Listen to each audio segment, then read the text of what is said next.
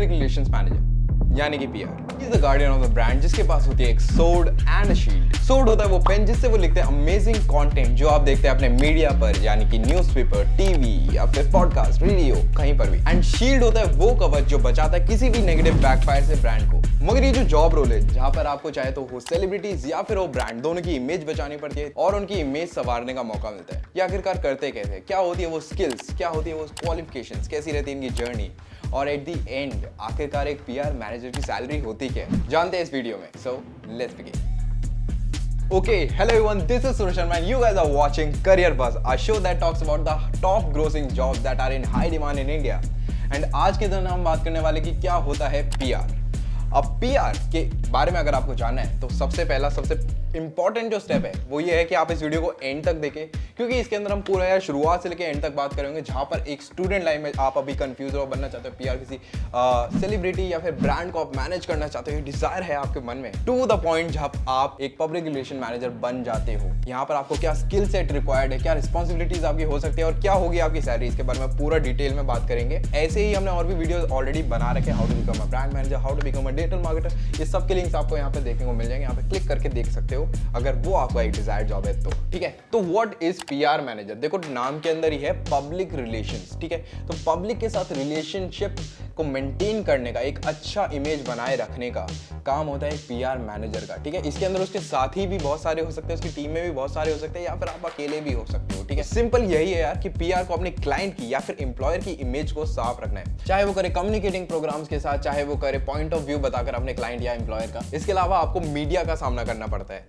उनके क्वेश्चंस के जवाब देने पड़ते हैं, उनको स्टोरीज को पिच करना होता है। इसके अंदर आपको मीडिया किट्स भी बनानी पड़ सकती है और प्रेस कॉन्फ्रेंस तक को ऑर्गेनाइज करने का काम आपको मिल सकता है। ये सारे काम आपके सोर्ड वाले काम हो गए, यानी आपके कलम या पेन वाले काम हो गए, जहां पर आपको अपने क्लाइंट के लिए अच्छी अच्छी इन्फॉर्मेशन मीडिया को देनी है। मगर जब हम बात करते हैं शील्ड के बारे में, तो यहाँ पर आपको किसी भी नेगेटिव पब्लिसिटी से क्लाइंट को बचाना होता है। यहाँ पर आपको इन्फॉर्मेशन रिलीज करनी पड़ सकती है जिससे आप जो नेगेटिविटी है उसको काउंटर बैक कर सके, जिससे क्लाइंट की रेपुटेशन या फिर ब्रांड इमेज को कुछ भी नुकसान ना हो। तो ये जो अटेंशन है जो आपको मीडिया से मिल रही है, वन ऑन वन बात करने के बाद आप जो इन्फॉर्मेशन को रिलीज कर रहे हो, उनके लिए नई इन्फॉर्मेशन लिख रहे हो, स्टोरीज उनको बता रहे हो, ये मतलब काइंड ऑफ सेलिब्रिटी वाली वाइब ही देता है, मगर एक साइड वे से। अब बात करते हैं कि क्या एजुकेशन आपको चाहिए होती है एक पीआर मैनेजर बनने के लिए, जिसके अंदर सबसे पहले एक बैचलर डिग्री की जरूरत है पब्लिक रिलेशनशिप्स के अंदर, कम्युनिकेशंस के अंदर, इंग्लिश के अंदर, जर्नलिज्म के अंदर या फिर मार्केटिंग के अंदर, जिसके अंदर आपका पीआर या फिर एडवर्टाइजिंग मेन कॉन्सेंट्रेशन पर हो। एंड इसके बाद जब हायरिंग की बात आती है तो सबसे पहले आप एक इंटर्नशिप कर सकते हो किसी भी कॉर्पोरेट के अंदर या फिर किसी भी फर्म के अंदर जो इन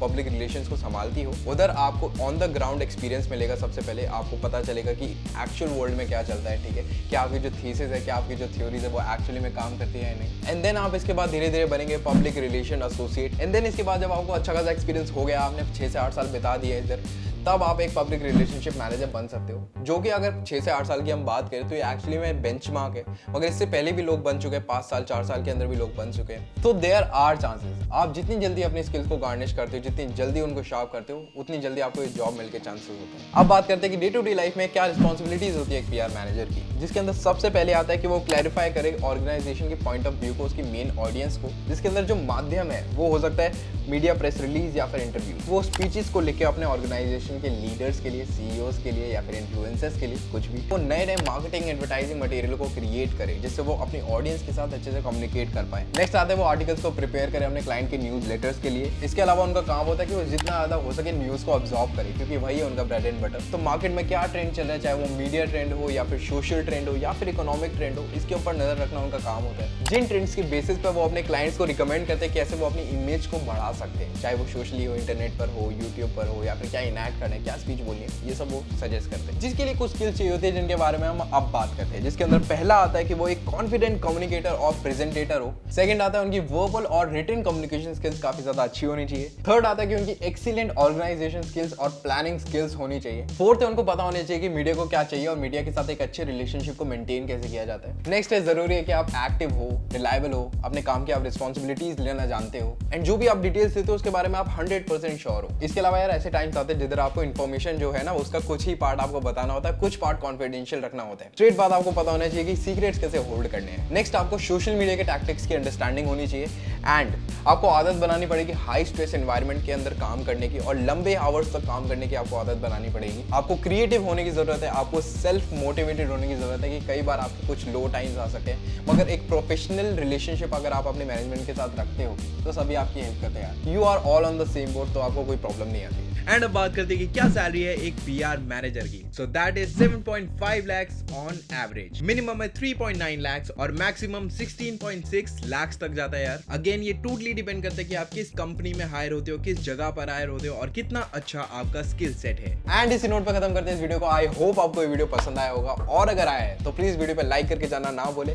कमेंट करके मुझे बताया कि नेक्स्ट ऐसा कौन सा जॉब रोल, कोई ऐसी डिजायर्ड जॉब है जिसके बारे में अगर आप जानना चाहें। इसके अलावा शेयर ना करना भूले अपनी फैमिली एंड फ्रेंड्स के साथ इस वीडियो को, जिनको भी पीआर मैनेजमेंट के अंदर थोड़ा सा भी इंटरेस्ट है।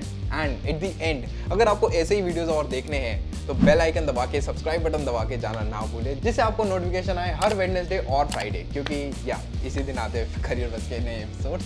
एंड या I will see you next week या फिर नेक्स्ट डे या फिर नेक्स्ट फ्राइडे, नेक्स्ट वेडनेसडे।